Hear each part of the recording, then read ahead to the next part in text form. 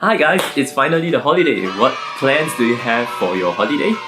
And if you plan to make it a very productive one, most of the time you will need this thing which we are discussing today, which is motivation.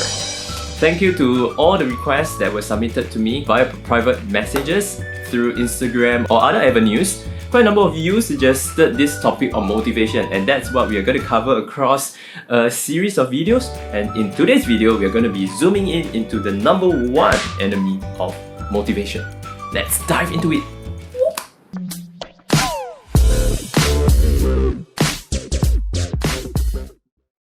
Hi guys, my name is Roy and welcome to the School of Success.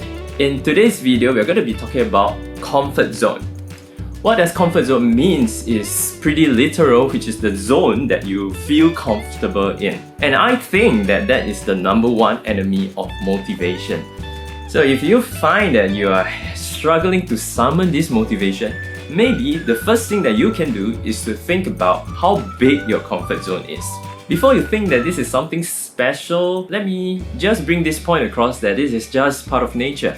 In nature, everything tends towards the path of least resistance. Take for example, water will tend to stay in the river as it is flowing through towards the sea, and lightning will sprawl across the sky, and that path that it takes is basically the path of least resistance. Physics there. At this point in time, think together with me, alright? When is the last time that you need to summon some form of motivation? It usually involves the need for that extra willpower or that push to get you to get started on something, or for you to sustain a certain activity, right? Think deeper into that activity. Most of the time, it is something that you will find that you are not very comfortable doing. For example, waking up earlier or starting an exercise regime. And in most cases, it is something to do with being more productive. That's what we are trying to tackle today, isn't that right? Let's think about the other side of things. Do you really need a strong motivation to be scrolling Instagram or playing the next game in your video games competition or watching the next episode in a drama series? The obvious answer is no, right? It is comfortable, it is natural. Why do I need motivation to do that? And instead, we need motivation to stop doing these things. If I like to stop scrolling to the next post on Instagram, I'll need to summon some form of willpower to stop myself from doing that. And that's a clear-cut example of getting myself up and pushing myself out of that very comfortable zone that I was in while I'm enjoying all the interesting posts that were shared in my Instagram feed. At this very point in time, I would like to caution everyone that comfort zone can grow. If you don't do anything about it, this comfort zone of yours may be growing and growing. And what's the problem with that is that it's gonna get harder and harder for you to plug yourself up and out of your comfort zone. And that is the very reason why is it so difficult for somebody, anybody, to kick a bad habit. And does that sound familiar? If you don't do anything, you tend to get lazier and lazier. And the whole reason is because it is easy to stay in your comfort zone. And the problem lies right there, which is that you get used to feeling comfortable. And eventually you fall into this trap thinking that that's the way of life. I'm supposed to feel comfortable. If I don't feel comfortable, something is wrong, and you just can't get yourself to that uncomfortable state. Perhaps some of you are high achievers and you think that, no, I'm not a lazy guy. Such things don't apply to me.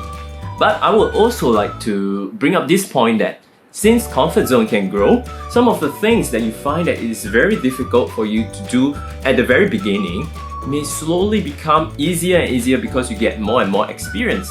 And in respect to that, your comfort zone have grown to include all these tasks that was previously difficult. If you don't realize this and you don't do the next thing to push yourself out of the comfort zone again, then what is going to happen is that you're going to stagnate. You're going to stay there at that level without you even knowing it. One clear-cut example that I can think of with regard to that is think about the times where you were struggling with memorizing of times table, you know, what is 6 times 9, for example.